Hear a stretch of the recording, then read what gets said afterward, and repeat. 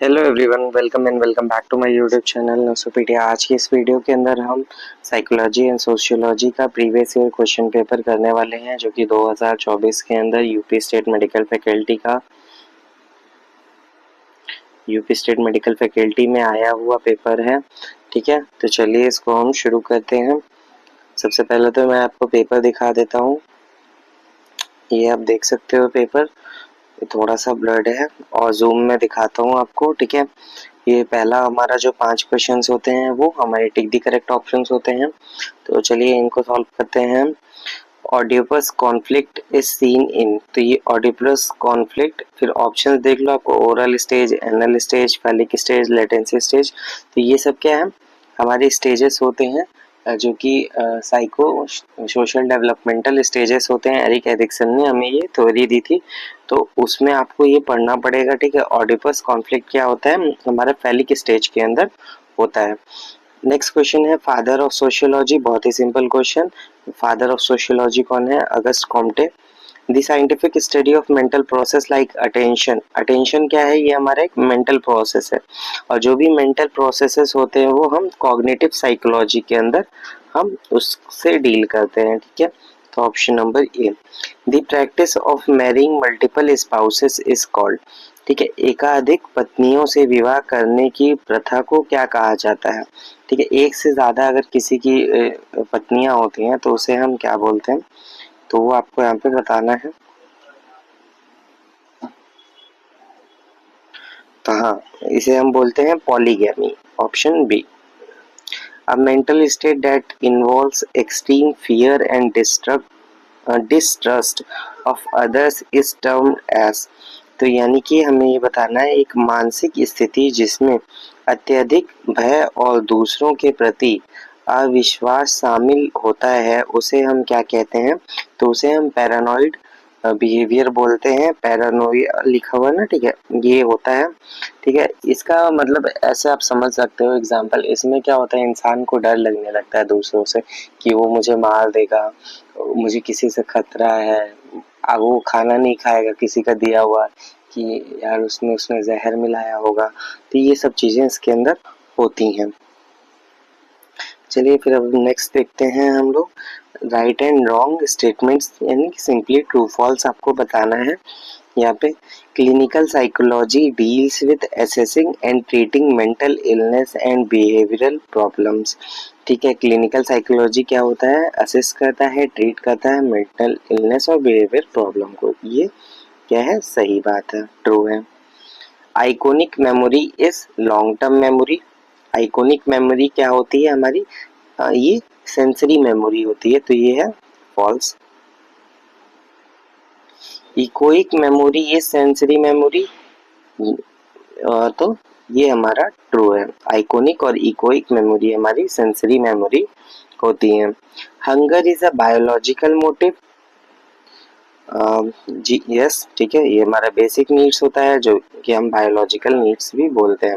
ठीक है, biological motive है, भूख लगेगी तभी आदमी खाना खाएगा। ठीक है। Exogamy is marriage among the group, no. Exogamy क्या होता है? जब हम एक अपने ग्रुप से बाहर शादी करते हैं तो उसे हम एक्सोगेमी बोलते हैं, और marriage in the same group उसे हम बोलते हैं एंडोगेमी। एंडोगेमी, ठीक है, तो ये फॉल्स है। नेक्स्ट है साइको सोशल थ्योरी किसने डेवलप की थी? तो अभी अभी मैंने बताया था, वो जब स्टेजेस वाला क्वेश्चन था, एरिक एरिक्सन ने।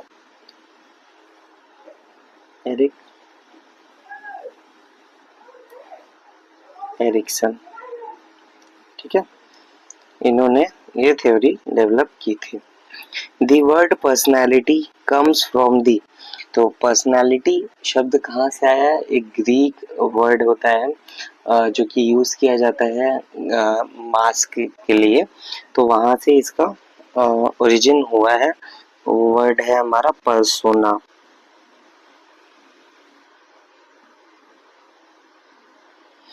Persona. Immoral trafficking act is to prevent, immoral trafficking act जो होती है वो क्या प्रिवेंट करने के लिए है?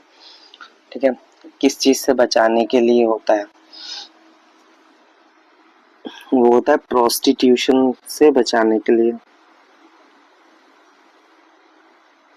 Prostitution,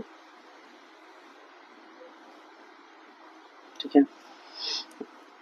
false perception with external stimuli is termed as, यहाँ पे क्या लिखा हुआ है? False perception with external stimuli, मतलब अगर कोई स्टिमुलाई प्रेजेंट है और वहां पे हमें फॉल्स परसेप्शन हो रहा है तो उसे हम क्या बोलते हैं? तो उसे हम बोलते हैं इल्यूजन।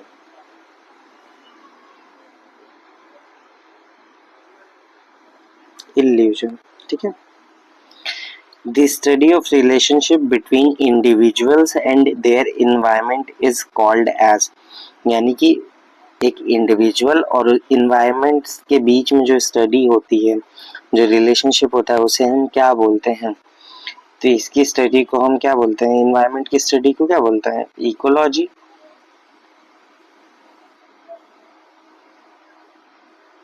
इकोलॉजी। नेक्स्ट फिर हमारे हैं शॉर्ट आंसर टाइप क्वेश्चन, जो कि पर क्वेश्चन 5 मार्क्स का होता है, जिसमें से आपको 6 क्वेश्चन दिए होते हैं, जिसमें से आपको 4 अटेम्प्ट करना। फर्स्ट क्वेश्चन है हमारा, describe about id, ego and super ego. तो मैंने एक शॉर्ट वीडियो भी बनाई थी इस पे, अगर आपने देखी हो तो आपको कुछ कुछ क्लियर होगा इसके बारे में। तो चलिए देखते हैं इसका अब हम answer. Id, ego and super ego क्या है? ये हमारे सारे पार्ट होते हैं हमारे माइंड के। These are what? Parts of mind.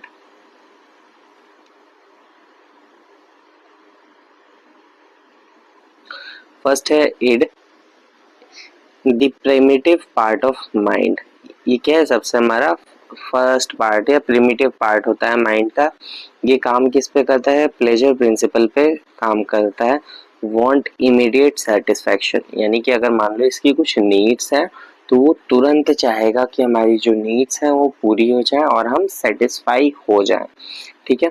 जैसे कि एक छोटा बच्चा है, hungry baby cries loudly for milk without caring about anything else, ठीक है। जैसे कोई बच्चा है भूखा है तो वो बहुत ज्यादा तेजी से रोएगा दूध पीने के लिए, बिना कुछ सोचे हुए कि हाँ अभी अवेलेबिलिटी है कि नहीं है, टाइम क्या है, उससे वो मतलब नहीं होता है।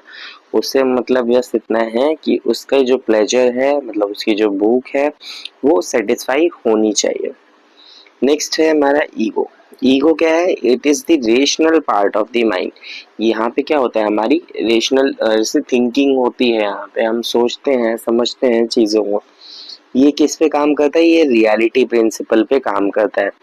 Balance it's desire and real world rules. इसमें क्या करता है हम? ये हमारे जो भी रूल्स होते हैं, जैसे एक सोसाइटी में, वर्ल्ड में हमारे रूल्स कुछ सेट हैं, हमें उसी के हिसाब से काम करना है। अब इट की तो कुछ भी डिजायर हो सकती है, ठीक है। इंस्टेंट सेटिस्फेक्शन की, हमें बहुत ज्यादा पैसा चाहिए, चलो चोरी कर लेते हैं, बट वो क्या है? हमारा एक गैर कानूनी चीज है, उस पे हमें क्या जेल हो सकती है, इसलिए वो हम तो उसमें क्या है? रूल्स भी आते हैं। तो यहाँ पे हमारा ईगो आता है, वो बैलेंस बनाता है दोनों के बीच में। जैसे कि example, you are hungry in class but you wait until lunch break to eat. जैसे कि आपको अगर भूख लगी है क्लास में, तो आप ये तो नहीं कि जैसे ही भूख लगी वैसे ही खाने लग गए, आप वेट करोगे कि लंच ब्रेक हो जाए फिर मैं खाऊंगा, या फिर अगर लंच ब्रेक के बाद हो रहा है तो हाँ छुट्टी हो जाएगी तो मैं खाऊंगा, ठीक है।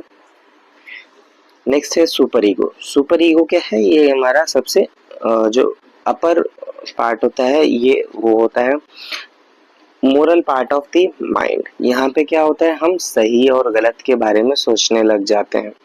Represent conscience and society rules, ठीक है। जैसे example, you feel guilty about stealing because you know it's wrong. जैसे अगर आप मान लो कुछ चीज चोरी करते हो या सोचते हो तो उसके आपके अंदर क्या होगा? गिल्ट होगा कि नहीं ये चीज गलत है, ठीक है। नेक्स्ट क्वेश्चन हम देखते हैं, right in detail about dynamics of behaviour. Dynamics of behaviour देखते हैं हम लोग dynamics of behaviour. Dynamics of behavior refer to the factor and forces that influence and control human behavior। तो डायनेमिक्स ऑफ बिहेवियर क्या होता है? ये ऐसे फैक्टर्स होते हैं, फोर्सेस होते हैं जो कि इन्फ्लुएंस करते हैं ह्यूमन के बिहेवियर को। तो इसके अंदर कौन कौन से फैक्टर्स होते हैं? सबसे पहला बायोलॉजिकल फैक्टर्स। ये क्या होता है? Hereditary, brain, hormones, hunger makes you irritable. कुछ लोग क्या होते हैं, भूख लगती है तो एकदम से पागल होने लग जाते हैं, चिल्लाने लग जाते हैं, लड़ने लग जाते हैं। तो ये सब चीज़ें क्या है? हेरिडिटरी हैं, हार्मोनल हैं हमारे, ठीक है। तो ये बायोलॉजिकल फैक्टर्स हो गए। फिर हमारा क्या है? साइकोलॉजिकल फैक्टर्स हो गए। साइकोलॉजिकल फैक्टर्स जैसे कि नीड्स, डिजायर्स, इमोशंस, मोटिव। जैसे example jealousy leading to anger. Psychological factors भी होते हैं जैसे हमारा इमोशन। मान लो हम किसी से जेलस फील कर रहे हैं तो उससे हमें क्या होगा? गुस्सा आने लग जाएगा। Social factors. सोशल फैक्टर्स क्या होते हैं? जैसे कि family, culture, peer pressure, like dressing style influenced by friends. तो इसमें क्या होता है? जैसे कि अगर मान लो आप कहीं जाना है तो वहाँ पे आप एक सेट होता है ना कि इसी ड्रेसिंग स्टाइल में आपको जाना है। तो इससे क्या होता है? ये भी फैक्टर्स होते हैं हमारे बिहेवियर को डिटरमाइन करने के लिए। Family, culture, pressure of peers. Peers यानी कि जो भी आपके फ्रेंड्स होते हैं। नेक्स्ट क्वेश्चन क्या था? Explain about body mind relationship. यहाँ पे आपको एक्सप्लेन करना है बॉडी माइंड रिलेशनशिप। तो बॉडी माइंड रिलेशनशिप क्या होता है हम देखते हैं, चलिए जल्दी से। Body mind relationship are closely connected. The state of mind affect the body and the physical health affects the mental state। क्या होता है? हमारी बॉडी और हमारा माइंड दोनों इंटर रिलेटेड होता है, इंटरकनेक्टेड होता है। कि अगर हमारी बॉडी में कोई प्रॉब्लम है तो हमारा माइंड डिस्टर्ब होगा, अगर हमारा माइंड डिस्टर्ब है तो वहाँ पे हमारी बॉडी के अंदर कोई ना कोई प्रॉब्लम आएगी, ठीक है।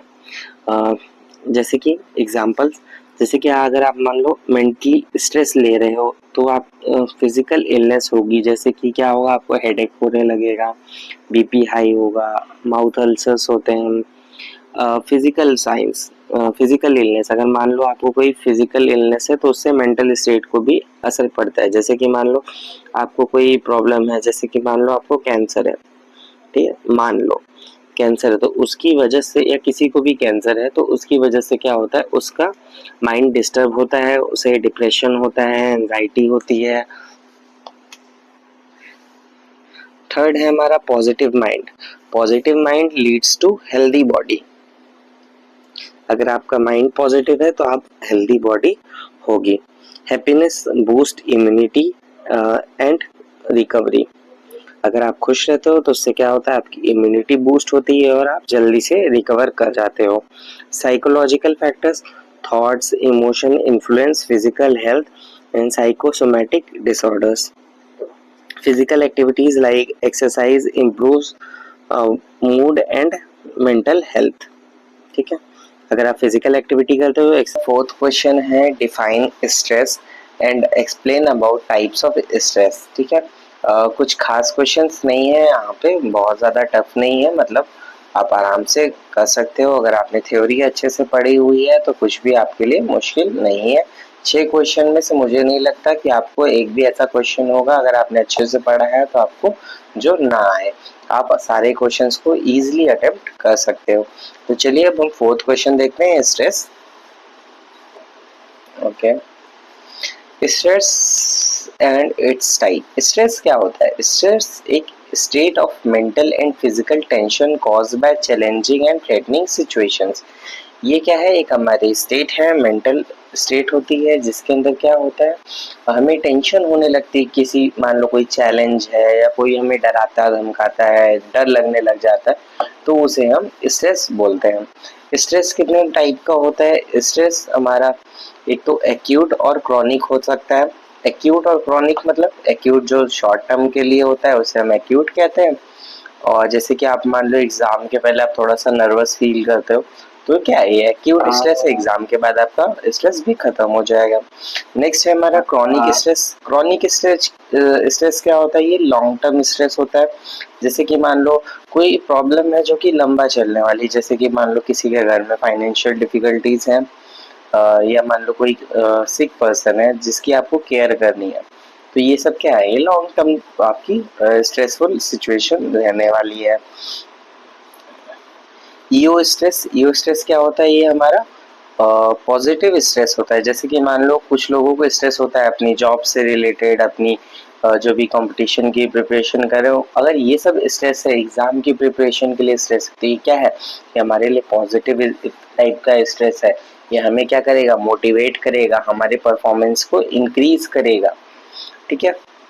नेक्स्ट होता है डिस स्ट्रेस। डिस स्ट्रेस जहां भी लग जाता है यानी कि डिसऑर्डर।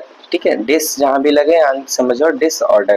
तो यहाँ पे जो भी हमारा नेगेटिव स्ट्रेस होता है, जैसे कि harmful stress that affects physical and mental health, मतलब ऐसा कोई हार्मफुल स्ट्रेस हो जो कि हमारे फिजिकल और मेंटल हेल्थ को अफेक्ट करेगा, ये नेगेटिव टाइप का होता है। जैसे कि मान लो आपने किसी अपने लव्ड वन को खो दिया है, तो उसकी वजह से आपको अगर एंजाइटी और डिप्रेशन होता है तो उसे हम डिस स्ट्रेस बोलेंगे। नेक्स्ट क्वेश्चन को हम देखते हैं, right in detail about frustration. Frustration क्या है, आइए उसे भी समझते हैं हम। फ्रस्ट्रेशन क्या होता है, फ्रस्ट्रेशन एक तरह की फीलिंग है। ठीक है, anger when a person needs और गोल्स आर ब्लॉक्ड। अगर मान लो आप कुछ पाना चाहते हो, आपका कोई गोल है और उसके अंदर कोई ऑब्स्टिकल्स आते हैं, आपको कोई प्रॉब्लम आती है, तो वहाँ पे क्या होगा, आप फ्रस्ट्रेटेड फील होगे, आपको गुस्सा आएगा, आपको क्या होगा, टेंशन होगी कि यार मैं तो इतना पैसा कमाना चाहता था, मैं ये जॉब चाहता था, बट वहाँ पे क्या किया हो गया है आपके लिए, वो अवेलेबल ही नहीं है। मान लो दूसरे स्टेट की जॉब है, तो उन्होंने क्या किया, अपने स्टेट के बच्चों के लिए ही रिजर्व करके रखी हुई है जॉब्स को। तो आपको क्या होगा, फ्रस्ट्रेशन होगा कि यार मैं तो जॉब ले ही नहीं पाया। तो वो आपकी प्रॉब्लम्स होती हैं। ठीक है, इसके कॉजेस क्या होते हैं देखते हैं हम लोग। एक्सटर्नल बैरियर्स, जैसे कि मान लो कुछ रूल्स हैं, जैसे मैंने आपको बताया कि जो भी स्टेट अपने वो करते हैं, डोमिसाइल के लिए अवेलेबल करते हैं जो भी जॉब्स होती हैं, या कोई पीपल है या कोई सिचुएशन है। अक्सर क्या होता है, जो भी कॉजेस होते हैं मर्डर के, जो भी कॉजेस रहते हैं, वो किसी न किसी इंसान की वजह से, किसी न किसी सिचुएशन की वजह से लोग फ्रस्ट्रेट रहते हैं, गुस्से में आ जाते हैं और क्या कहते हैं, कुछ ना कुछ गलत कर देते हैं। ठीक है, इसलिए हमें क्या होना चाहिए, हमेशा शांत रहना चाहिए, अपने माइंड को मेंटल पीस प्रोवाइड करनी चाहिए, अच्छे से एक काम एनवायरनमेंट में रहना चाहिए, थोड़ा टाइम खुद के लिए भी निकालना चाहिए हमको, कुछ अच्छी बुक्स पढ़नी चाहिए, अच्छा अगर आपको कुछ म्यूजिक अच्छा लगता है वो सुनना चाहिए, जिससे कि हमारा माइंड रिलैक्स हो सके, हम इन सब चीज़ों में ना आए। इंटरनल बैरियर्स कैसे, मान लो कोई इंसान के पास स्किल्स नहीं है या फिर कोई इलनेस है, तो वो भी क्या है, बैरियर्स है। फ्रस्ट्रेशन है, कॉन्फ्लिक्ट्स जैसे कि मान लो दो चीज़ों में इंसान कंफ्यूज है। ठीक है, कि एक और ड्रॉप लिया जाए कि नर्सिंग स्कूल में एडमिशन लिया जाए। मैंने ऐसे ही बताया, जो मेडिकल में होते हैं बच्चे, उनको यही होता है कि नीट नहीं निकल रहा होता है, तो यही कॉन्फ्लिक्ट में रहते हैं कि हमें अब एक जो है दूसरा प्राइवेट मेडिकल कॉलेज ले लेना चाहिए, या फिर एक और ड्रॉप लेना चाहिए नीट में, या फिर हमें बीएससी नर्सिंग ज्वाइन कर लेना चाहिए। तो ये सब कॉन्फ्लिक्ट्स होते हैं। टाइप्स क्या होते हैं, जैसे कि हमारा जो भी, जैसे हमने कॉजेस पढ़े वैसे ही टाइप्स हैं हमारे, एक्सटर्नल है, इंटरनल है, कॉन्फ्लिक्ट है, तो वो उसी से रिलेटेड आप समझ सकते हो। इफेक्ट्स क्या होते हैं, एंगर होगा, अग्रेशन आएगा उसके अंदर, डिप्रेशन, विड्रॉल, फिजिकल प्रॉब्लम जैसे कि हेडेक होगा, नींद नहीं आएगी, इंसोम्निया, ये सब होता है। इसके मैनेजमेंट के लिए आप क्या कर सकते हो, रिलैक्सेशन और डीप ब्रीदिंग थेरेपी ले सकते हो, योगा कर सकते हो, प्रॉब्लम सॉल्विंग। ठीक है, जैसे कि आप मान लो फ्रस्ट्रेशन है, किस वजह से, उस प्रॉब्लम को सॉल्व करने पे अगर आप फोकस करोगे तो आपका फ्रस्ट्रेशन भी चला जाएगा। Social support and counselling, social support आपको लेना है अपने फैमिली से, फ्रेंड से, जो भी है एडवाइस लेनी है, या फिर और कोई तरह की हेल्प भी चाहिए तो वो भी उनसे आपको लेनी होगी। काउंसलिंग करवा लो, आप अपनी काउंसलर अच्छा चूज करो जिससे कि आपकी प्रॉब्लम सही हो सके। नेक्स्ट क्वेश्चन क्या है, write in detail about rights of women. Women's के क्या क्या राइट्स होते हैं। तो यहाँ पे जेंडर स्पेसिफिक दे दिया है, लेकिन आप क्या राइट्स तो सबके लिए सेम ही होते हैं, ठीक है। पर हम देखते हैं राइट टू इक्वेलिटी, जैसे कि सबको भाई राइट टू इक्वेलिटी है कि आप एजुकेशन आपको जितनी लेनी है, जो जॉब करनी है, सोशल लाइफ जैसी जीनी है आप वो जी सकते हो। Right to freedom, right to freedom है आपको, आप कुछ भी बोल सकते हो, आप एक्सप्रेस कर सकते हो, कोई भी मूवमेंट कर सकते हो, आर्टिकल 19 में ऐसा दिया गया है। राइट अगेंस्ट एक्सप्लॉयटेशन, अगर मान लो आपको कोई एक्सप्लॉइट कर रहा है, किसी भी तरह से परेशान कर रहा है, ह्यूमन ट्रैफिकिंग हो रही है, जबरदस्ती आपसे लेबरी करा रहा है, हैरेसमेंट कर रहा है, तो आर्टिकल 23 के अंडर आप उसके खिलाफ केस फाइल कर सकते हो। राइट टू इक्वालिटी, यानी कि हर इंसान को क्या है, राइट है कि वो राइट टू एजुकेशन है, sorry, right to education, free and compulsory education for girls up to 14 years, ठीक है। गर्ल्स और बॉयज दोनों के लिए ही सेम है, ठीक है। आपको अधिकार है, आप अपना एजुकेशन ले सकते हो मिनिमम 14 साल की एज तक। आर्टिकल 21A के अंदर ये दिया गया है। Right to property, equal rights in ancestral property as per Hindu section act, ठीक है। यानी कि आपकी जो भी एंसेस्टर्स की प्रॉपर्टी, आपके जो बाप दादा की प्रॉपर्टी है, उसके अंदर आपका इक्वल राइट है। राइट टू प्रोटेक्शन, अगर मान लो आपको डोमेस्टिक वायलेंस किया जा रहा है या सेक्सुअल हरासमेंट किया जा रहा है, तो उस पर आपका राइट है प्रोटेक्शन का। Maternity rights, paid maternity leaves under maternity benefit acts, तो आपको क्या है, मैटरनिटी राइट है कि अगर आप मान लो जॉब में हो और आप कंसीव करते हो, तो वहाँ पे आपको 6 मंथ मिली लीव दी जाती है, मैटरनिटी लीव, ठीक है। वो भी पेड लीव दी जाती है, आपको सैलरी आपकी देती है गवर्नमेंट। नेक्स्ट है हमारा लॉन्ग टाइप क्वेश्चन जो होते हैं हमारे, आंसर इन डिटेल। यहाँ पे भी 6 क्वेश्चन है, आपको 4 अटेम्प्ट करने हैं। आपको मुझे पता है आपको पैटर्न अभी तक तो समझ आ गया होगा, मैंने कई सारी वीडियो बना दी है इसके ऊपर। तो यहाँ देखते हैं हम क्या क्या क्वेश्चन आए हुए हैं। पहला क्वेश्चन है हमारा, define psychology, explain about nature and scope of psychology, ठीक है, एकदम बेसिक क्वेश्चन। देन फिर है हमारा, define basic human needs, explain in detail about the Maslow hierarchy of need, तो मैंने अभी शॉर्ट बनाई थी मास्लो हायरार्की ऑफ नीड पे, अगर आपने नहीं देखी तो उसको आप देखना, वहाँ पे भी मैंने अच्छे से एक्सप्लेन किया हुआ है। Define mental health, explain about the characteristics of mentally healthy person, अब यहाँ पे आपको क्या बताना है, मेंटल हेल्थ क्या होती है और कैरेक्टरिस्टिक्स बतानी है आपको मेंटली हेल्दी पर्सन की।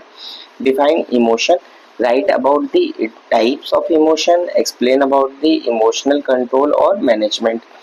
Define sociology, write in detail about the branches of sociology, ये भी एकदम बेसिक क्वेश्चन, साइकोलॉजी सोशियोलॉजी आराम से ये दोनों क्वेश्चन आप कर सकते हो।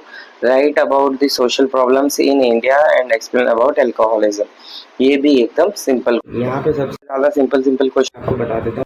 साइकोलॉजी एंड सोशियोलॉजी वाला तो आपको एकदम बेसिक क्वेश्चन ही आपको तो पता ही होता है। सोशल प्रॉब्लम्स आप अपने से बना के लिख सकते, एक तो यहाँ पे आपको दिया है अल्कोहलिज्म को एक्सप्लेन करना, आप बहुत सारी सोशल प्रॉब्लम्स है हमारे इंडिया के अंदर, तो आप उसे बहुत अच्छे से एक्सप्लेन कर सकते हो।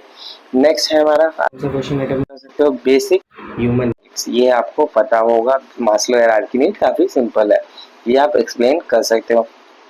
देन आपको जो है नेक्स्ट क्वेश्चन, मेरे हिसाब से अगर ये क्वेश्चन में आप मान लो एक क्वेश्चन नहीं आ रहा है तो आपको अटेम्प्ट करना चाहिए ये वाला क्वेश्चन, थर्ड वाला मेंटल हेल्थ वाला, ठीक है, ये क्वेश्चन अटेम्प्ट करना चाहिए आपको, ठीक। और एकदम लास्ट में अगर आपको ये 5 क्वेश्चन में नहीं आ रहे हैं, एक क्वेश्चन आपका बच रहा है, तो आप ये इमोशन वाला भी कर सकते हो, ये थोड़ा सा डिफिकल्ट पूछा हुआ है यहाँ पे। Define emotion, right about the types of emotion and explain about the emotional control and management, थोड़ा सा डिफिकल्ट क्वेश्चन मुझे लग रहा है मेरे पॉइंट ऑफ व्यू से, अब बाकी आपका अलग हो सकता है, आपको हो सकता है ये इजी लग रहा हो, पर मेरे हिसाब से आप ये ऑर्डर जैसे मैंने बताया आप ये से करोगे आराम से आपका ये हो जाएगा, ठीक है। चलिए फिर हम सॉल्व करना अब देखते हैं। पहला क्वेश्चन हमारा, psychology and sociology and it's nature scope, ठीक है। डिफिनेशन पता ही होगी आपको साइकोलॉजी की, psychology is the study of human behaviour and mental process. Definitions बहुत सारी थी बट लास्ट में फाइनल हमारी यही वाली डेफिनेशन होती है, ठीक है। Psychology is the scientific study of human behavior and mental process.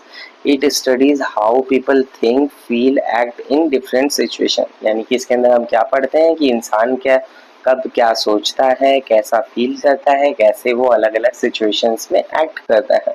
Nature of psychology, तो साइकोलॉजी का क्या क्या नेचर होता है. साइंटिफिक होता है, uses experiments and observation.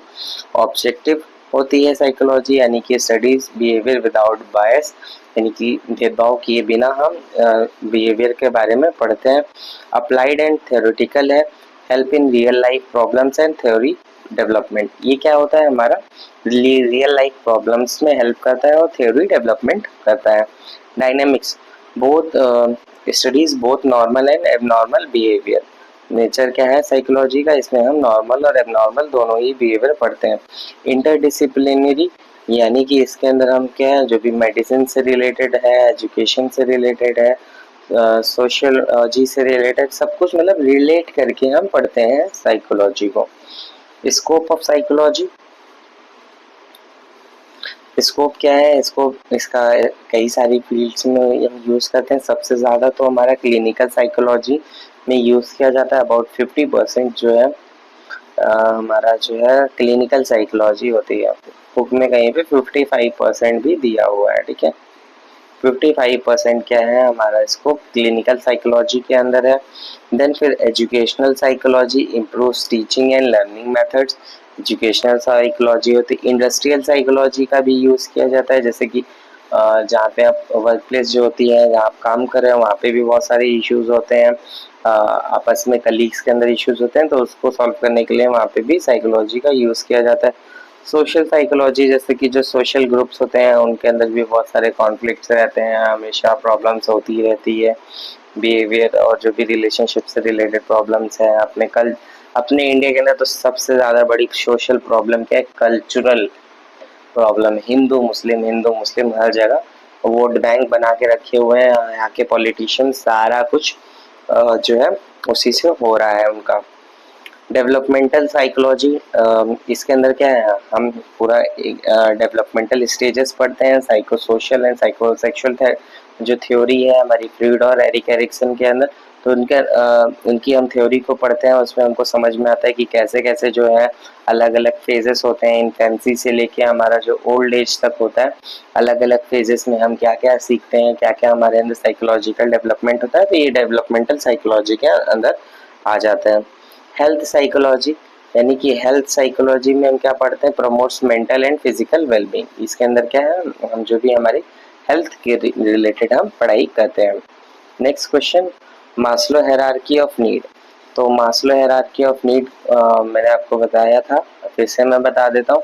It's a basic human needs are essential. यहाँ पे पहले बेसिक ह्यूमन नीड्स को एक्सप्लेन किया गया है यहाँ पे.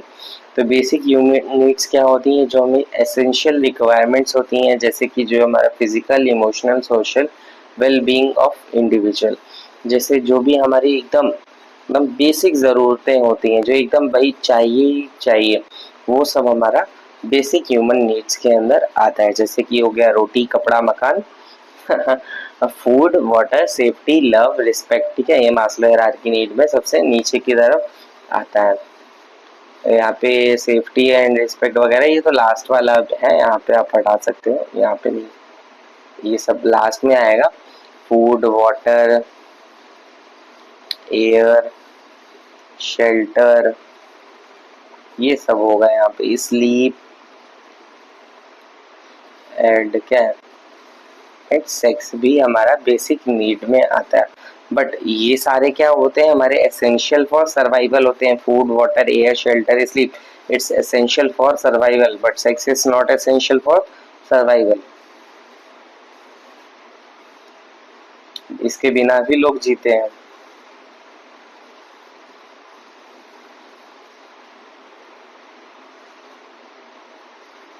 ओके, नेक्स्ट फिर हम देखते हैं हमारा Maslow hierarchy of need. Abraham Maslow 1943 में उन्होंने एक्सप्लेन किया था ह्यूमन नीड्स को एक पिरामिड के अंदर, जिसमें उन्होंने 5 लेवल बना दिए थे. यहाँ पे मैं आपको डायग्राम बना के बता देता हूँ. जैसे उन्होंने 5 लेवल को डिवाइड किया था, 1, 2, 3 एंड 4, ये 5। ठीक है, तो ये पहला वाला हमारा उसमें क्या था, बेसिक नीड्स होती हैं। ये सबसे नीचे बेसिक नीड्स, मैंने आपको बता दिया बेसिक नीड्स क्या क्या है। फिर उसके बाद हमारा आता है सेफ्टी एंड सिक्योरिटी नीड, हमारी जो हेल्थ अच्छी होनी चाहिए, हमारे पास घर होना चाहिए, हमारी इनकम अच्छी होनी चाहिए, तो इसके अंदर सेफ्टी नीड्स आती हैं। ठीक है, प्रॉपर्टी वगैरह होनी चाहिए, ये सब चीज़ें। फिर उसके बाद लव एंड बिलोंगिंगनेस, ये हमारा नेक्स्ट है। और उसके ऊपर फिर आता है हमारा स्टीम नीड्स। ठीक है, स्टीम नीड्स के अंदर जैसे हमारा जो भी सेल्फ रिस्पेक्ट होनी चाहिए, ये सब मैं भी एक्सप्लेन कर रहा हूँ, आप यहाँ पे बस समझ सकते हो। ये 1, नीचे से ऊपर जाना है। ठीक है, 3 4, ये 5वां हमारा क्या है, सेल्फ एक्चुअलाइजेशन। मतलब इंसान को जब ऐसा फील हो कि उसने जो है अपने लाइफ में जितना उसे अचीव करना था वो अचीव कर लिया है। ठीक है, और वो जो कर रहे हैं मतलब अच्छा कर रहा है, ऐसा है सेल्फ एक्चुअलाइजेशन। ये एकदम लास्ट में आता है इंसान की लाइफ के अंदर। देखते हैं फिजिकल, जो बेसिक नीड्स होते हैं उन्हें हम फिजियोलॉजिकल नीड्स भी बोलते हैं, जैसे कि water, food, air, sleep, shelter. A sick patient needs water and rest first. ठीक है, अगर कोई इंसान जो है, कोई पेशेंट है वो सिक है, तो उसे सबसे ज्यादा क्या चाहिए, खाना और आराम। Safety needs protection from harm, stability, health, financial security. A patient wants a safe hospital environment कि हाँ उसको रात में नहीं कोई आके उड़ा दे, जैसे कि बिहार में हो जाता है। तीसरा हमारा क्या है, लव एंड बिलोंगिंगनेस नीड्स, यानी कि उस रिलेशनशिप अच्छे होने चाहिए, अफेक्शन होना चाहिए किसी न किसी से, फैमिली फ्रेंड, ये सब होना चाहिए।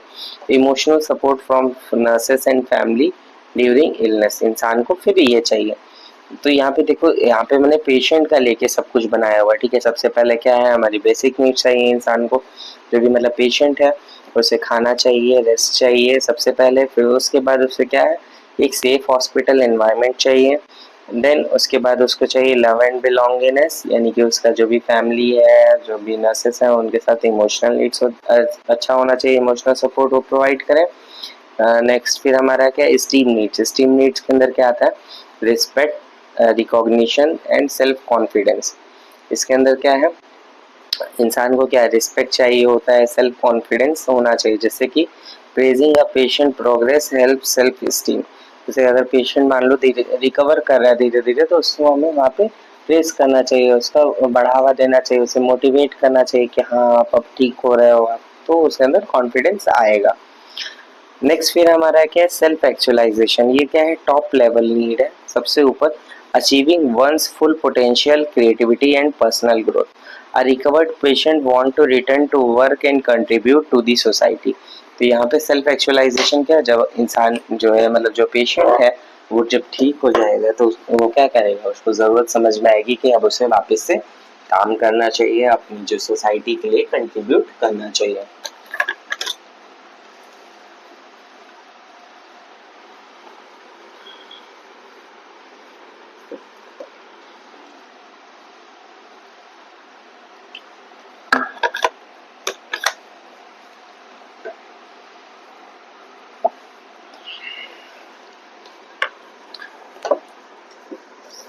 थर्ड है हमारा mental health and characteristics of mentally healthy person. ठीक है, तो मेंटल हेल्थ क्या होता है, ये is a state of wellbeing in which individual can realise their potential, cope with normal stressors of life, work, productivity, contribute to their community. यानी कि simply आप समझ सकते हो कि मेंटल हेल्थ ऐसा स्टेट होता है जब इंसान क्या है, वो पूरी तरह से कैपेबल है, जो भी नॉर्मल स्ट्रेसर्स होते हैं, जैसे कि मान लो किसी का मान लो सैलरी नहीं आना, सैलरी कम होना, या अगर मान लो कोई और भी जो नॉर्मल प्रॉब्लम्स होती हैं, जैसे किसी का मान लो ब्रेकअप हो जाना, ये सब चीज़ें हो रही हैं, तो वो वहाँ से कोप अप कर सके। कुछ समय तक ठीक है वहाँ परेशान हो सकता है, फिर उसके बाद वो वहाँ से धीरे धीरे कोप अप कर लेना चाहिए। ठीक है, तो ये क्या होता है, हमारा मेंटल हेल्थ होती है। अगर मान लो वो उसी चीज़ में फंसा हुआ है, एक ही बात बार बार बार बार बार बार बोले जा रहा है, तो वो क्या है, मेंटली इल है। जो मेंटली हेल्दी पर्सन होता है वो क्या हो, उसके पास जो भी उसका पोटेंशियल है उसको पता होना चाहिए, वो अपना काम को प्रोडक्टिवली कर सके, डिसीजन मेकिंग उसका अच्छा होना चाहिए, वो कम्युनिटी के लिए कुछ करना चाहता है। ठीक है, कैरेक्टरिस्टिक्स क्या क्या रहता है, पॉजिटिव एटीट्यूड टुवर्ड सेल्फ, यानी कि खुद की जो स्ट्रेंथ है और खुद की वीकनेस उसे वो एक्सेप्ट करता है। बैलेंस्ड इमोशन, जैसे कि ज़्यादा देर के लिए ना वो गुस्सा रहता है, ना वो डरा रहता है, ना ज़्यादा खुश रहता है, वो एकदम बैलेंस्ड में रहता है। जो लोग ज़्यादा खुश होते हैं, ज़्यादा डरे हुए रहते हैं, ज़्यादा गुस्से में रहते हैं, उनके लिए प्रॉब्लम होती है। गुड रिलेशनशिप, जो मेंटली हेल्दी होते हैं उनके अच्छे रिलेशनशिप होते हैं दूसरों के साथ में। कोप्स विथ स्ट्रेस, वो आराम से स्ट्रेस के साथ कोप अप कर लेते हैं, जो भी लाइफ के चैलेंजेस होते हैं उनको आराम से वो डील कर लेते हैं, एकदम से टूट नहीं जाते हैं। जैसे कि क्या होता है, आप लोग का ब्रेकअप हो जाता है तो आप लोग एकदम से परेशान हो जाते हो, एकदम टूट जाते हो, यार अब मेरी ज़िंदगी में कुछ बचा ही नहीं है, मैं क्या करूँगा आगे जाकर। तो ऐसा नहीं सोचना चाहिए, आप मेंटली हेल्दी हैं तो वहाँ पे आप उस सिचुएशन से भी धीरे धीरे धीरे आप वहाँ से निकल जाओगे। कोई भी चीज़ ज़िंदगी में परमानेंट नहीं होती, आपके पास अगर आज कोई प्रॉब्लम है तो कल वो नहीं रहेगी। अगर आप आज ज़्यादा खुश हैं, आप आज ज़्यादा हैप्पी हैं, आपके पास पैसे बहुत हैं, तो हो सकता है ऐसा समय आए कि आपके पास पैसे ना हो, या अगर नहीं है आज तो हो सकता है कल को आपके पास पैसे हो जाएं बहुत ज़्यादा। जीवन में कुछ भी कभी भी हो सकता है, आपका जो भी साइकिल है वो कभी भी घूम सकता है, कभी भी आपके अपोजिट हो सकता है, कभी भी आपके साइड हो सकता है, इसीलिए जिंदगी में ज़्यादा घबराना नहीं चाहिए। रियलिस्टिक व्यू ऑफ लाइफ, वो जो है रियलिस्टिक व्यू रहेगा उसका, ठीक है, रियलिटी में वो बात करेगा, ये नहीं कि फालतू की बातें, इमेजिनरी अपना ड्रीम में रह रहा है, एकदम ड्रीमिंग कर रहा है, अपना जो उसका फैंटेसी है उसमें जी रहा है, तो नहीं, ऐसा नहीं रहेगा, वो रियलिटी पे रहेगा कि हाँ ये मेरी जिंदगी में चल रहा है, मैं ऐसा ही हूँ। सेल्फ कॉन्फिडेंस एंड इंडिपेंडेंस, तो वो अपने जो डिसीजंस होंगे वो खुद ही लेगा और अपनी जो भी रिस्पॉन्सिबिलिटी है वो भी खुद से रखेगा। वर्क एफिशिएंसी होगी, जो भी डेली टास्क होगा वो इफेक्टिवली करेगा, अपने जो डेली लाइफ के जो काम होते हैं वो अच्छे से करेगा। पर्सनल ग्रोथ, उसके अंदर क्या होगा, लर्निंग की एबिलिटी होगी, अडेप्टिंग की एबिलिटी होगी, इंसान क्या होगा, सीखने की चाह होती है इंसान के अंदर जो मेंटली हेल्दी होता है। नेक्स्ट क्वेश्चन था हमारा इमोशन वाला, ठीक है, तो ये बताता हूँ मैं। इमोशन क्या होता है, emotion is a complex psychological state that involves a subjective feeling, जैसे कि मान लो ज़्यादा खुश होना, मतलब खुश होना या डरना, physiological changes, heart rate, sweating and behavioural responses, crying and laughing. ठीक है, इसको मैं समझाता हूँ आपको। ये क्या है, हमारी एक साइकोलॉजिकल स्टेट होती है जिसके अंदर क्या होता है, तीन चीज़ें रिलेटेड होती हैं। हमारे अंदर फीलिंग आती है, फीलिंग से क्या होता है, हमारे फिजियोलॉजिकल यानी कि हमारी बॉडी पे इफेक्ट पड़ता है, देन हमारे बिहेवियर पे इफेक्ट पड़ता है। अगर मान लो बहुत ज़्यादा आप खुश होते हो, हार्ट रेट आपका बढ़ता है, आप ज़्यादा हैप्पी होते हैं, आप हंसने लग जाते हो, आपके अंदर बिहेवियर के अंदर चेंज होता है। जैसे एग्जाम्पल क्या है, फीलिंग हैप्पी आफ्टर मीटिंग अ फ्रेंड, आपसे अगर आप बहुत दिनों बाद अपने किसी खास दोस्त से मिले हो तो आप बहुत ज़्यादा खुश होते हो, वहाँ पे आप हंसते हो साथ में बैठ के, तो ये चीज़ें होती हैं। पॉजिटिव इमोशंस क्या क्या होते हैं, जैसे कि जॉय, लव, अफेक्शन, ग्रेटिट्यूड, ठीक है, help in building good relationship and mental wellbeing, ये सब क्या है, हमारे पॉजिटिव इमोशंस है। नेगेटिव इमोशंस क्या क्या होते हैं, जैसे कि एंगर, फियर, सैडनेस, जेलेसी, ठीक है, can harm physical and mental health if uncontrolled. ये जो नेगेटिव इमोशंस होते हैं ये क्या करते हैं, हमारी फिजिकल और मेंटल हेल्थ को प्रॉब्लम क्रिएट करते हैं, वहाँ पे उसके लिए खतरा होते हैं, ठीक है, अगर ये कंट्रोल में नहीं है। जैसे क्या होता है, अक्सर जो लोग क्राइम करते हैं वो क्यों करते हैं, क्योंकि उनके अंदर गुस्सा बहुत ज़्यादा होता है, अपना ईगो पे अड़ जाते हैं, तूने ऐसा कैसे बोल दिया मुझे, तो ये चीज़ आपके अंदर नहीं होनी चाहिए। ठीक है, आपको गुस्सा आया, ठीक है, आपने एक बार बोला, बात खत्म, ये नहीं मारपीट पे उतर है, तो वो सब अच्छी बात नहीं होती है। नेक्स्ट देखते हैं, इमोशनल कंट्रोल एंड मैनेजमेंट, तो हम अपने इमोशंस को कैसे कंट्रोल कर सकते हैं और मैनेज कर सकते हैं। इसका मतलब इमोशनल कंट्रोल का मतलब क्या होता है, regulating and expressing emotion in a healthy way. कि हाँ, अगर मान लो आपके अंदर कोई इमोशन है, ठीक है, आप उसे एक अच्छे तरीके से एक्सप्रेस करिए, एक हेल्दी तरीके से एक्सप्रेस करिए। टेक्निक्स फॉर इमोशनल कंट्रोल, जैसे कि रिलैक्सेशन टेक्निक्स यूज़ करिए, डीप ब्रीथिंग, योगा, मेडिटेशन, ये सब करिए आप। Cognitive reconstruction, challenging negative thought into positive one. देखिए, सबसे पहले अगर आपको इमोशंस को अपने कंट्रोल में रखना है तो आपको क्या है, रिलैक्सेशन टेक्निक्स का यूज़ करना होगा। डीप ब्रीदिंग, योगा, मेडिटेशन सबसे अच्छी चीज़ें होती हैं, ठीक है। ये आपके माइंड को काम करने में बहुत ज़्यादा हेल्प करती है। कॉग्निटिव रिकंस्ट्रक्शन, यानी कि आपको अगर कोई नेगेटिव थॉट है किसी को लेके, तो उसे आप पॉजिटिव वे में लीजिए, ठीक है। अगर आपको मान लीजिए किसी से जेलसी है, तो ये नहीं कि उसके पास जो है उसे हम छीन लें, ठीक है। आपके अंदर ये पॉजिटिव फीलिंग लाइए कि हम उससे भी अच्छा करके दिखाएंगे, ऐसी फीलिंग लाइए। ये नहीं कि उसके पास अगर कुछ है हमारे पास नहीं तो उससे हम छीन ले, चुरा लें, ये नहीं करना चाहिए। आपको क्या है, खुद से बनाइए, आप उस चीज़ से और अच्छा चीज़ बनाने की कोशिश करिए, उसको देख के मोटिवेट होइए कि हाँ उसके पास है तो मेरे पास भी होगा।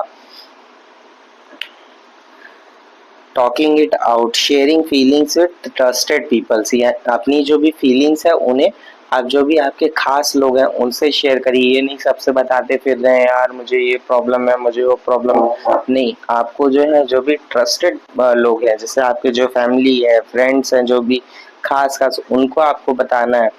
ये नहीं कि सबको बताएं। आप जो भी आपकी फीलिंग्स है, आपको फीलिंग्स शेयर करने से आपका, जैसे कहते नहीं, आप अपनी जो है फीलिंग्स अगर किसी को बता देते तो आपका मन हल्का हो जाता है, तो वही चीज़ है, आपका इमोशन कंट्रोल होगा। Delay reaction, pause before reacting to anger and stress, आजकल मैं इसको बहुत ज़्यादा यूज़ कर रहा हूँ। आप क्या हो, जब भी आप मान लो किसी चीज़ से आपको गुस्सा आए, ठीक है, स्ट्रेस हो गया, अरे यार क्यों बोला ऐसा तूने, तो वहाँ पे तुरंत नहीं रिस्पॉन्ड करना है। गुस्सा लगी, आप 1 मिनट का पॉज लीजिए, बोलिए ही मत 1 मिनट तक। 1 मिनट बाद वो इंसान खुद शांत हो जाएगा, तब तक आपका माइंड भी शांत हो जाएगा, उसके बाद आप जवाब दीजिए, ज़्यादा इफेक्टिव रहेगा। अगर कोई आपसे गुस्से से बात कर रहा है, उसी टाइम अगर आप रिस्पॉन्ड करोगे तो वहाँ दोनों गुस्सा गुस्सा लड़ेगा और बात ज़्यादा बढ़ जाएगी। इससे अच्छा है आप वहाँ पे थोड़ा सा टाइम लीजिए, जब वो शांत हो जाए तब आप उसको अच्छे से सुनाइए, ठीक है। Problem solving, identify and address the cause of emotion, जो भी मान लो आपको प्रॉब्लम है, जो भी कॉज है, अगर आपको गुस्सा आ रहा है, क्यों आ रहा है, क्यों है स्ट्रेस आपको, क्यों आप बहुत ज़्यादा जेलस फील हो रहे हो, तो उस प्रॉब्लम को समझो और उसको ठीक करने की कोशिश करो। नेक्स्ट क्वेश्चन क्या था, एक बार क्वेश्चन देख लेते हैं हम लोग।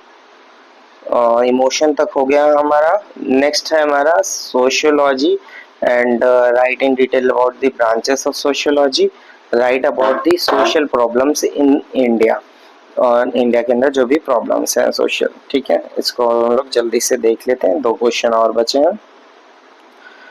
Sociology is the scientific study of human society, social relationship and social behaviour.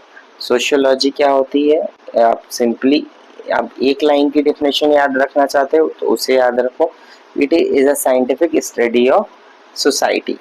ये सोसाइटी के बारे में यहाँ पे हम सीखते हैं, जानते हैं या पढ़ते हैं। और यहाँ पे अगर थोड़ा सा ब्रॉड याद रखना है तो ये आप याद रख सकते हो, इसके अंदर क्या हम ह्यूमन सोसाइटी, ह्यूमन रिलेशनशिप और सोशल जो बिहेवियर्स होते हैं उनको हम पढ़ते हैं, समझते हैं। It helps us understand how individual interact with in group and how societies function, यानी कि इसके अंदर हम क्या सीखते हैं कि अगर कोई इंसान कैसे एक ग्रुप के अंदर इंटरेक्ट कर रहा है और सोसाइटी कैसे फंक्शन करती है। जैसे कि example, studying how cultural influences health practices in community. इसको मैं समझाता हूँ आपको आसान भाषा में, कि इसके अंदर सोशियोलॉजी के अंदर हम क्या पढ़ते हैं कि कैसे एक हमारा जो कल्चरल जो बिलीफ्स होते हैं वो हमारी हेल्थ को अफेक्ट करते हैं। कम्युनिटी के अंदर आप अगर जाओगे आप नर्सिंग कर रहे हो तो आपका कम्युनिटी पोस्टिंग तो होगा ही। तो जब भी आप जाओगे कम्युनिटी के अंदर तो वहाँ पे आप देखोगे कि अलग-अलग जो कम्युनिटी के लोग हैं, रिलीजन की बात नहीं कर रहा हूँ मैं, अलग-अलग कम्युनिटी यानी कि अलग-अलग गाँव की बात कर रहा हूँ। तो उनके अंदर क्या होता है, एक अलग ही कुछ-कुछ के अंदर क्या होता है, अलग ही जो फीलिंग होती है या अलग ही उनकी धारणा होती है कि किसी बीमारी को लेके या किसी चीज़ को लेके। तो वो आपको समझने को मिलेगा। कुछ लोग क्या, हमारे यहाँ ऐसा नहीं होता, हम ये नहीं करते, हम डिलीवरी करवाने हॉस्पिटल में नहीं जाते, हमारे यहाँ घर पे डिलीवरी होती हैं। अगर मान लो किसी को फीवर आ जाता है या कुछ होता है तो वो लोग दवाइयाँ नहीं देते हैं, कुछ और ही वहाँ पे अपना क्या बोलते हैं उसको, पानी वानी जो है जल वल छोड़ते हैं, ऐसा सब कुछ भी मतलब अलग ही अलग वो लोग प्रैक्टिस कर रहे होते हैं। ठीक है, झाड़ फूक का मतलब मेनली सहारा ले रहे हैं। तो ये सब अलग अलग जगह पे जाओगे आप, अलग अलग चीजें आपको देखने को मिलेंगी।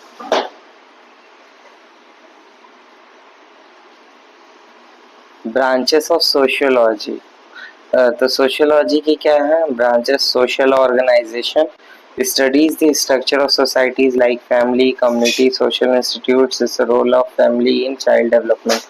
तो जैसे सोशल ऑर्गेनाइजेशंस होते हैं अलग अलग, तो उनके बारे में आप पढ़ोगे यहाँ पे, जैसे कि क्या होता है कि बच्चे के डेवलपमेंट के लिए हमारी फैमिली का क्या रोल रहता है।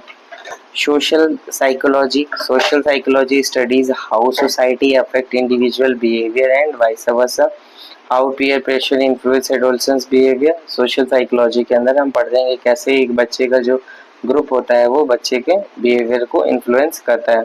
Social changes and disorganisation focuses on changes in social structure and problems due to disruption. Example, urbanisation lead to breakdown of joint families. कैसे कैसे सोशल चेंजेस जो होते हैं वो उनकी वजह से कुछ ना कुछ चीज़ें होती है। जैसे कि आजकल क्या हो रहा है, अर्बनाइजेशन हो रहा है, यानी कि लोग अब शहरों में रहना ज़्यादा पसंद करते हैं। तो उसकी वजह से क्या होता है, अब जॉइंट फैमिली आपको देखने को कम मिलेगी। लोग अपना इंडिविजुअल फैमिली में रहना पसंद करते हैं। ठीक है, वो अब जॉइंट फैमिली में लोग नहीं रहते हैं।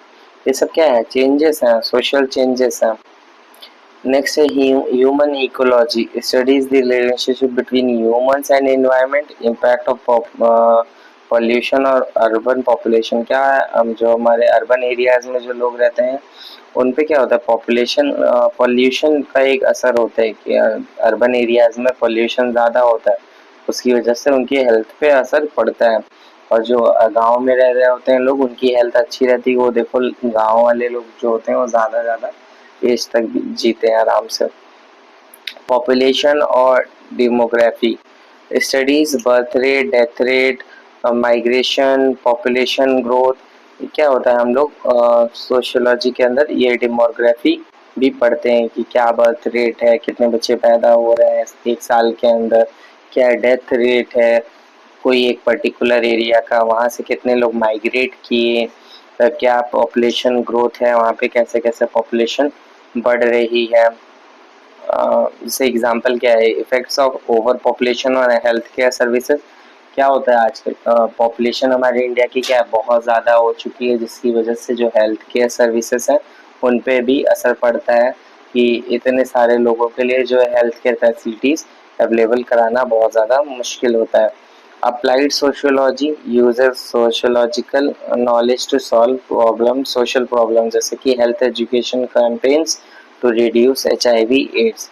क्रिमिनोलॉजी सोशियोलॉजी की एक ब्रांच होती है, क्रिमिनोलॉजी, जिसके अंदर हम क्राइम के बारे में पढ़ते हैं, उनके कॉजेस और प्रिवेंशन के बारे में पढ़ते हैं। जैसे कि मान लो जुवेनाइल डेलिक्वेंसी जो होती है अर्बन एरियाज में वो क्यों ज़्यादा होती है, उसको हम कैसे रिड्यूस कर सकते हैं, इन सब बारे में हम पढ़ते हैं। नेक्स्ट हमारा सोशल प्रॉब्लम्स थी। सोशल प्रॉब्लम्स क्या होता है, सबसे पहले तो आपको समझना पड़ेगा।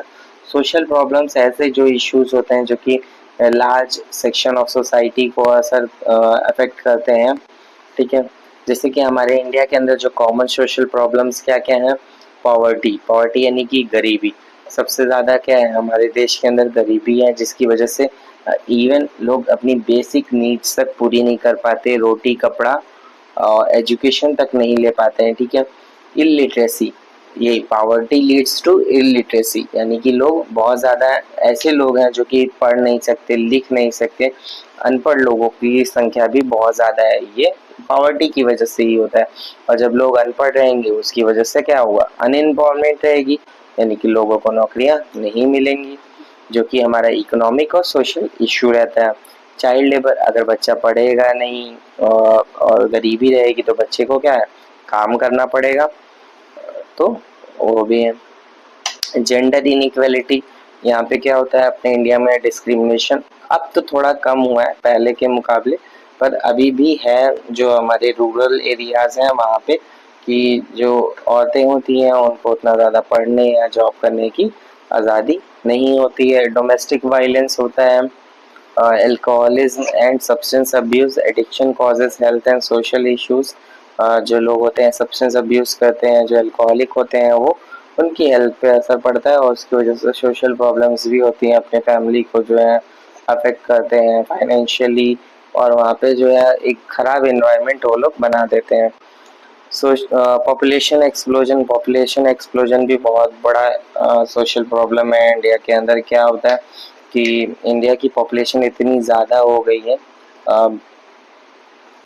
क्या ही बताया जाए। Corruption, miss use of power and for personal gains.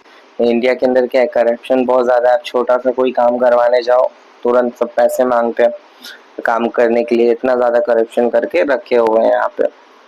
एक छोटा सा भी आप मंत्री अगर पकड़ा जाता है, देखो रेड में 100 करोड़ तो ऐसे ही निकल जाते हैं उसके घर से। देखते हैं हम अल्कोहलिज्म। अल्कोहलिज्म क्या है? Alcoholism is a chronic disorder where a person becomes dependent on alcohol leading to physical, mental and social harm. Alcoholism एक ऐसी सिचुएशन होती है जैसे कि अगर मान लो कोई इंसान डेली ड्रिंक करने लग जाता है तो उसके अंदर क्या होता है, एक हैबिट बन जाती है पीने की। अगर वो नहीं पीता है तो उसे नींद नहीं आएगी, उसके हाथ कांपेंगे, तो उसको जो है वो चिल्लाएगा, लोगों से लड़ाई करेगा, ये सब प्रॉब्लम्स होती हैं। आप देख लेना, अगर कोई अल्कोहलिक है आपके आसपास में, अगर उसको नहीं मिलती है अल्कोहल तो वो कैसे बिहेव करता है, इसे हम अल्कोहल डिपेंडेंसी भी बोलते हैं। Causes of alcoholism, biological, family history of alcoholism, जैसे अगर मान लो किसी का बाप दारू पी रहा है तो वो भी बच्चा वही सीखेगा देख के। साइकोलॉजिकल,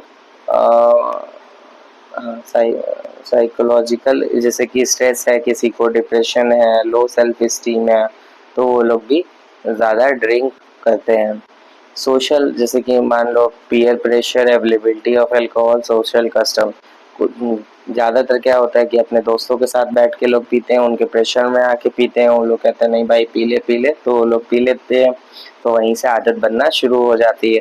अवेलेबिलिटी ऑफ अल्कोहल, हमारे इंडिया के अंदर क्या है, आसानी से अवेलेबल है, आपसे कभी एज नहीं पूछी जाएगी, छोटे छोटे बच्चों को भी आराम से मिल जाती है अल्कोहल पीने के लिए, तो ये हमारे लिए प्रॉब्लम है। इफेक्ट्स ऑफ अल्कोहल, अल्कोहल के क्या क्या इफेक्ट्स होते हैं, तो इसके फिजिकल, मेंटल, सोशल तीनों तरह से ये अफेक्ट करती है हमारी बॉडी को। फिजिकल कैसे, लिवर को डैमेज करती है, कैंसर का मेन कॉज होता है अल्कोहल, और कार्डियोवैस्कुलर डिजीजेस के भी कॉजेस रहते हैं। मेंटल हेल्थ को अफेक्ट करती है, डिप्रेशन, एंजाइटी, मेमोरी लॉस, ये होता है अल्कोहल की वजह से। जो एक्सेसिव अगर कोई अल्कोहल पिला दी जाए तो उसे मेमोरी लॉस हो जाता है।